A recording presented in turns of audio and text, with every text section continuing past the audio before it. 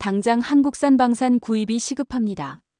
2025년 3월 6일 나토 회의에서 폴란드 두다 대통령이 강조했는데요.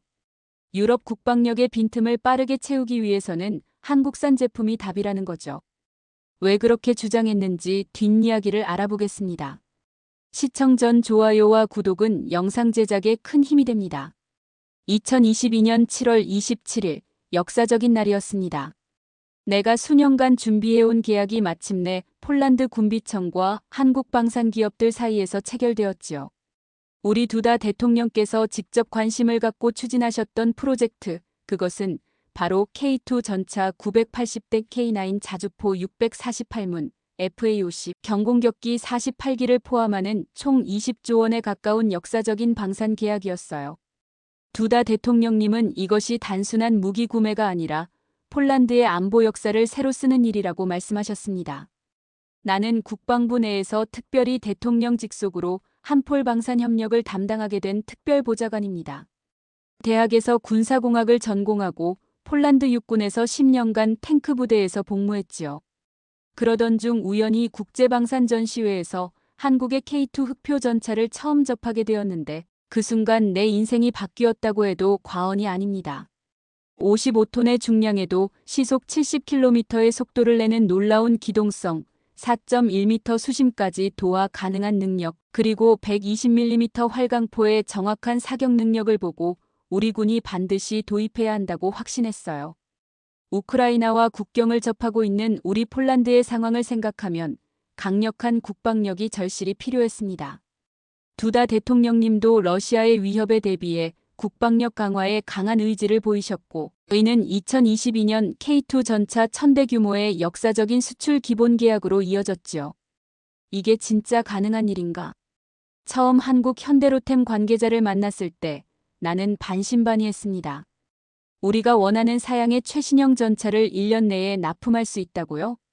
레오파르트나 에이브람스는 최소 5, 10년을 기다려야 한다고 했는데 더구나 가격은 경쟁국 대비 30% 이상 저렴하다니. 그것도 기술 이전까지 해준다는 얘기였어요. 현대로템 담당자는 자동장전 장치, 우수한 전자광학 장비, 120mm 활강포의 뛰어난 관통력을 자랑했습니다. 특히 K2의 포탄은 일반 텅스텐 탄자를 사용하는 포탄 중에서 세계 최고 수준이라고 하더군요.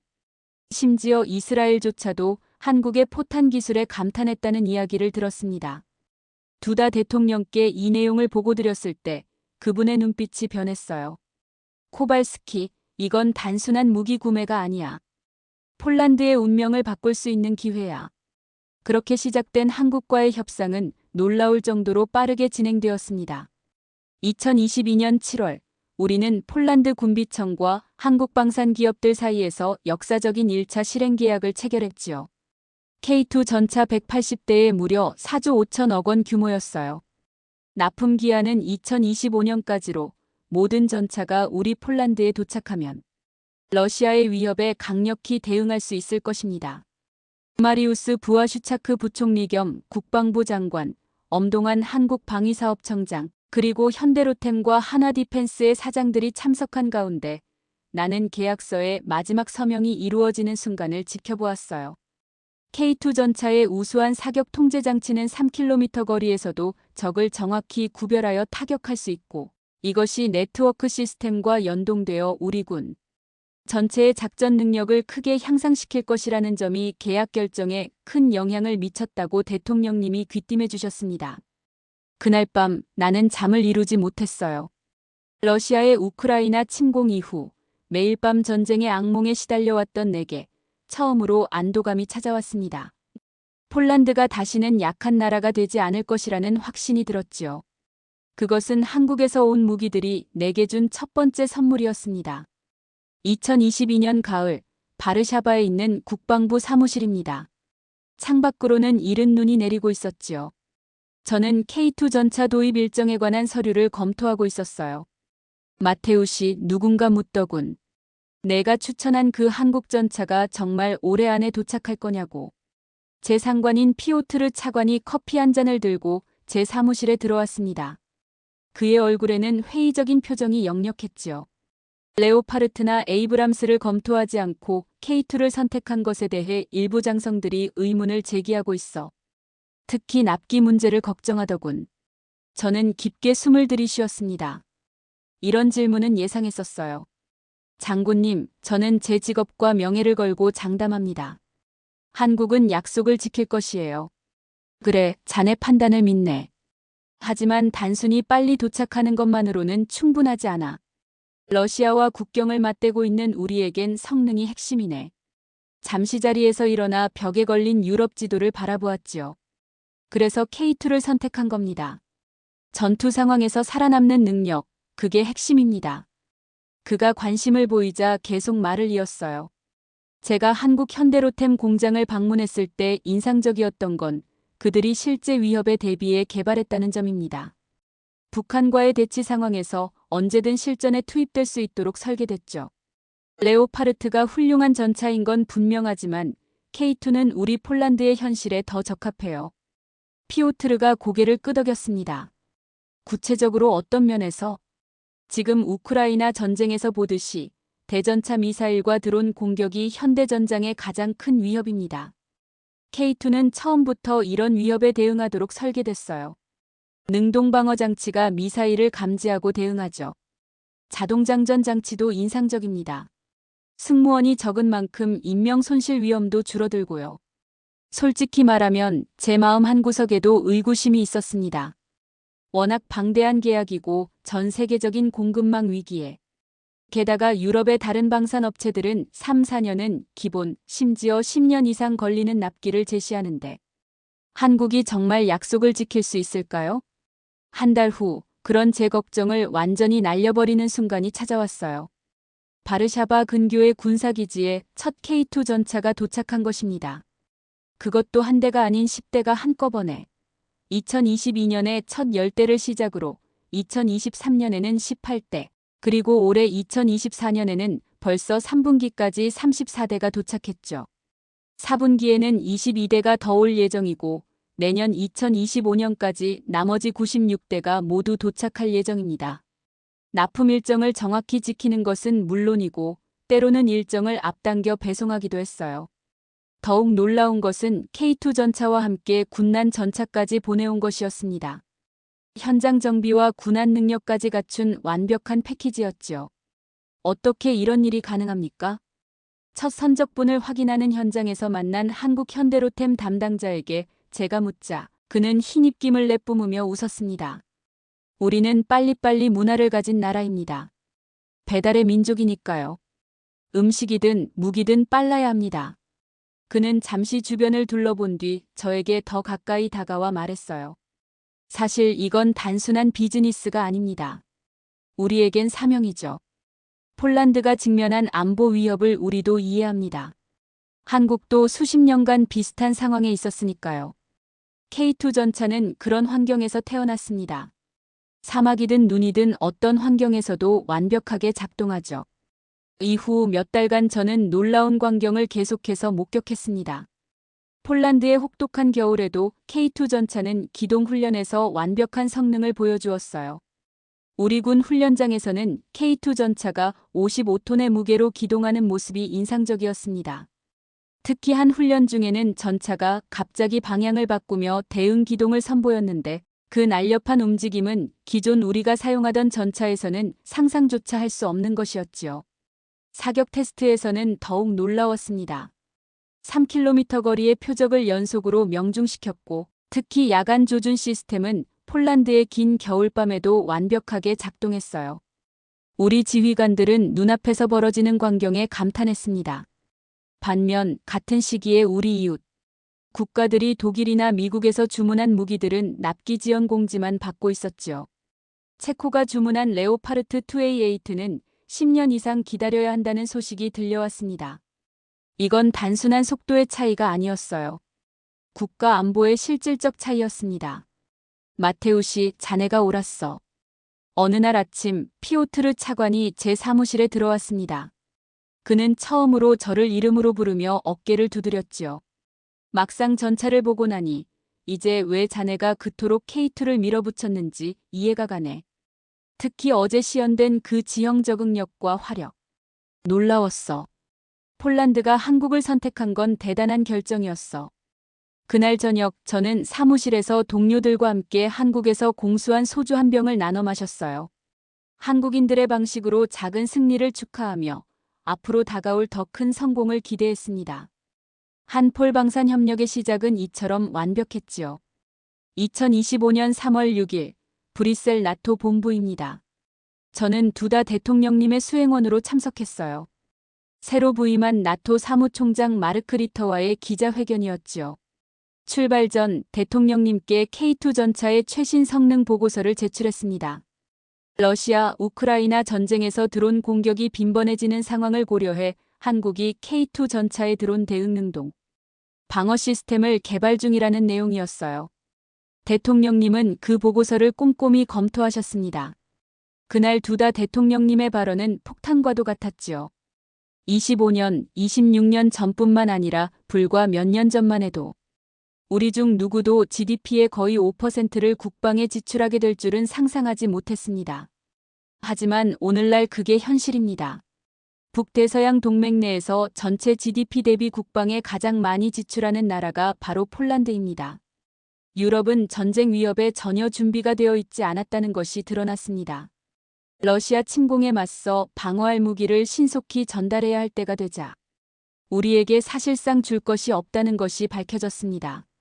우리 폴란드는 즉시 이 문제에 대한 결정을 내렸습니다. 미국과 한국에서 대량으로 구매를 하고 있습니다. 한국에서 구매하는 이유는 매우 간단합니다.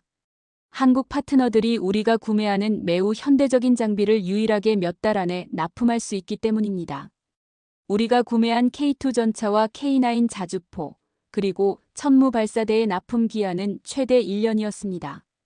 다른 파트너들과의 협상에서는 군사장비 납품이 몇 년 심지어 10여 년이 걸리는 반면에 말입니다.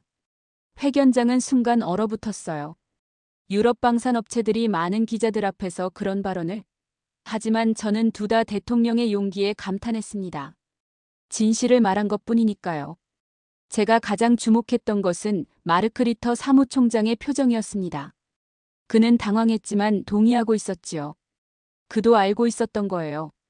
유럽의 방산 역량이 얼마나 취약한지를. 회견 후 폴란드 대표단 멤버들과 저는 호텔 라운지에 모여 오늘의 일을 되짚어 보았습니다. 안보조정관인 야누시 중령이 저에게 물었어요. 코발스키, 오늘 대통령님의 발언이 과했다고 생각하나? 전혀 그렇지 않습니다, 중령님. 대통령께서는 사실을 말씀하셨을 뿐이에요. 한국 무기가 없었다면 우리는 지금 러시아의 위협 앞에 맨손이나 다름없었을 겁니다. K2 전차의 능동방어 장치와 정밀 조준 시스템, 그리고 자동장전 장치는 현대전장에서 우리 군인들의 생존율과 전투력을 크게 높여줄 것이지요. 특히 우크라이나에서 레오파르트 전차들이 러시아군 공격에 취약함을 드러낸 지금 더 뛰어난 방어력을 갖춘 K2는 최선의 선택입니다. 그렇지, 야누시 중령이 고개를 끄덕이며 말했습니다. 이건 단지 우리만의 문제가 아니야. 유럽 전체가 깨달아야 해. 국방비를 늘리고 방산 역량을 강화해야 한다는 것을. 그리고 당장은 한국 무기를 사야 한다는 것을. 독일의 KF-51 판터 프로젝트를 봐. 그들도 이제 위기감을 느끼고 있어. 하지만 한국은 이미 K2를 넘어 차세대 전차까지 개발하고 있다는군. 그날 이후 폴란드의 결정은 유럽 내에서 큰 반향을 일으켰습니다. 루마니아, 체코, 핀란드 등 여러 나토 회원국들이 한국 무기에 관심을 보이기 시작했지요. 그들도 알게 된 것입니다. 전쟁의 위협 앞에서 빠른 배송이 얼마나 중요한지를요. 회견 다음 날, 저는 한국방산 대표단과의 비공개 미팅에 배석하게 되었습니다. 한국에서는 방위사업청장과 현대로템, 한화디펜스의 임원들이 참석했지요. 그들은 폴란드로 이미 납품된 K2 전차의 성능 데이터를 가지고 왔었습니다. 특히 발트해 연안의 혹독한 겨울 훈련에서도 K2 전차가 안정적으로 작동했다는 보고에 두다. 대통령님은 만족스러운 표정을 지으셨습니다. 이제 우리는 실전 배치를 확대할 것입니다. 대통령님이 한국 대표단에게 말씀하셨습니다. 특히 벨라루스 국경 지역과 칼리닝그라드 인접 지역에 K2 전차를 집중 배치할 계획입니다. 폴란드군은 이미 한국 무기체계에 대한 훈련을 마쳤고 조종사들과 정비사들의 평가가 매우 긍정적입니다. 한국 방위사업청장이 응답했습니다. 폴란드는 우리의 첫 번째 유럽 파트너입니다. 폴란드의 신뢰에 보답하기 위해 우리는 최대한의 기술 이전과 현지 생산을 지원할 것입니다. 특히 K2PL 현지화 버전은 폴란드의 지형과 작전 요구사항에 맞게 최적화되고 있습니다. 그 자리에서 가장 인상적이었던 것은 한국 측이 제시한 새로운 제안이었습니다. K2 전차에 적용될 새로운 능동방어 시스템 하드킬과 사이버 방어 시스템에 대한 내용이었지요. 러시아의 전자전 공격과 사이버 공격에 대응할 수 있는 최신 기술이었습니다. 저녁 만찬 자리에서 저는 한국 대표단의 조용한 자신감에 주목했습니다. 그들은 미국이나 유럽 방산 업체들처럼 과장된 마케팅을 하지 않았어요.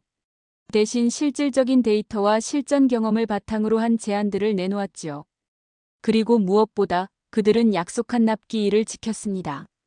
이것이 폴란드가 한국을 신뢰하게 된 가장 큰 이유였습니다.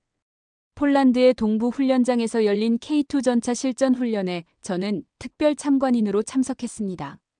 그곳에서 저는 K2 전차의 진정한 가치를 목격했습니다. 러시아가 우크라이나에서 사용하는 전술에 맞춘 대응 훈련이었어요. 특히 드론과 전자전에 대한 방어 능력이 인상적이었습니다. 훈련을 지휘하던 폴란드 기갑부대 사령관은 이렇게 말했습니다. 우리 군인들은 이제 러시아와 직접 대면하더라도 자신감을 갖게 되었습니다. 이 전차들은 단순한 무기가 아닙니다. 우리의 생존을 보장하는 가장 확실한 보험입니다. 2024년 초 저는 두다 대통령님의 특별 지시로 폴란드 미아스테치코에 건설 중인 K2 전차 현지 생산 공장 부지를 방문했어요. 한국의 기술 이전으로 우리 폴란드인들이 직접 K2 전차를 생산하게 될 미래의 현장이었지요. 그곳에서 130mm 주포와 360도 상황, 인식장치, 매립형 능동방어 시스템을 갖춘 K2PL 버전에 대한 브리핑을 받았습니다. 이 차세대 전차는 5km 거리에서도 적 전차를 격파할 능력을 갖추고 있었어요. 이건 단순한 무기 공장이 아닙니다. 폴란드의 새로운 미래입니다. 한국 엔지니어의 말에 제 가슴이 벅차올랐습니다. 폴란드가 단순히 무기를 구매하는 나라가 아니라 만들고 수출하는 나라로 변모하는 과정이 시작된 것이지요.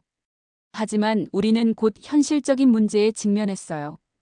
7월 9일 현대로템과 폴란드 국영방산그룹 PGG는 컨소시엄 합의서를 체결했지만 K2PL 전차의 초도 생산분 단가가 500억 원 이상으로 책정되면서 협상이 길어졌습니다. 두다 대통령은 국방부 회의에서 핵심을 짚었지요. 러시아가 문 앞에 서 있는데 3, 4년 뒤에 도어락을 달면 무슨 소용이 있겠습니까? 결국 우리는 현실적인 선택을 했습니다. K2PL 현지 생산은 미루고 추가로 180대의 K2GF 전차를 한국에서 직접 도입하기로 한 것이지요. 우리의 궁극적인 목표는 1000대의 K2 전차 도입입니다. 1차 계약 180대, 2차 계약 180대를 확보하고 나머지 640대는 폴란드의 생산 역량이 갖춰진 후 K2PL로 제작할 계획이에요. 비록 원래 구상했던 폴란드와 한국의 생산 비율을 조정해야 했지만 빠른 납기와 비용 절감이라는 현실적인 이점이 있었습니다. 7월 말 두다 대통령은 조 외교장관과의 회담에서 한국이 최신 무기를 신속하게 배송할 수 있다는 점이 매우 중요하다고 강조했어요. 폴란드는 국방비를 GDP 대비 4.7%까지 올려 유럽 최고 수준으로 책정했고 이 자금의 상당 부분이 K2 전차 구매와 현지 공장 설립에 투입될 예정입니다. 사무실로 돌아오자 두다 대통령님의 메시지가 와 있었어요. 다음 나토 정상회담에서 한 폴 방산협력 모델을 발표하고 약 6조 2천억 원 규모의 2차 계약이 곧 체결된다는 내용이었습니다. K2GF 전차 180대와 계열 전차 81대를 포함한 패키지로 납기는 2028년까지였지요. 창밖으로 훈련 중인 K2 전차와 K9 자주포가 보였습니다. K9은 최신 155mm 사거리 연장탄으로 기존보다 30에서 50% 더 먼 거리의 표적을 정확히 타격할 수 있게 되었어요. 해빙기의 뻘판이 된 폴란드 평야에서도 K2 전차는 거침없이 질주했습니다. 바로 이런 능력이 우리에게 필요했지요. 빨리빨리 저는 한국어로 중얼거렸습니다. 그 말의 진정한 의미는 단순한 속도가 아니라 약속에 대한 책임감과 미래를 향한 열정이었어요. 독일과 미국이 10년 이상 걸리는 납품을 한국은 단 몇 달 만에 해냈습니다. 이제 폴란드는 한국의 기술을 배워 언젠가 중부 유럽의 방산 허브가 될 것입니다. K9 자주포의 사거리가 60에서 70km까지 늘어나면 러시아 국경까지 어떤 위협도 차단할 수 있지요. 현대로템과 PGG의 컨소시엄은 폴란드 방위산업 르네상스의 씨앗이 될 것입니다. 한국과의 거래는 폴란드가 할 수 있었던 최고의 선택이었어요. 한국의 기술력, 신속한 납기, 기술 이전에 대한 진정한 의지는 다른 어떤 국가도 제공하지 못했던 것입니다. 이제 우리는 단순한 방산 무기 구매국이 아닌 미래 유럽 방위산업의 중심국으로 거듭날 것이지요. 오늘의 선택이 미래 세대들에게 평화와 번영의 토대가 될 것이라 확신합니다. 한국을 선택한 우리가 옳았다고 자신 있게 말할 수 있습니다. 지금까지 한국 방산을 선택한 폴란드의 이야기를 알아봤는데요. 불과 몇십 년 전만 해도 미국과 유럽의 무기를 수입하던 대한민국이 이제는 나토 최전선 국가의 첨단 무기를 공급하는 강국으로 우뚝 섰습니다. 세계가 인정한 K2 전차의 놀라운 성능, 약속을 지키는 빨리빨리 납기 문화가 놀라운 결과를 만들었다는 생각이 드는데요. 세계 7위 방산 수출국인 대한민국, K2 전차, K9 자주포 등 방산 제품들이 세계의 평화를 지키는 주역이 될 것입니다. 대한사람 대안으로 길이 보전하세라는 애국가 가사가 생각나는 요즘 우리나라가 더 평안해지기를 바라며 영상 마치겠습니다. 긴 영상 시청해주셔서 감사드립니다. 항상 건강하세요.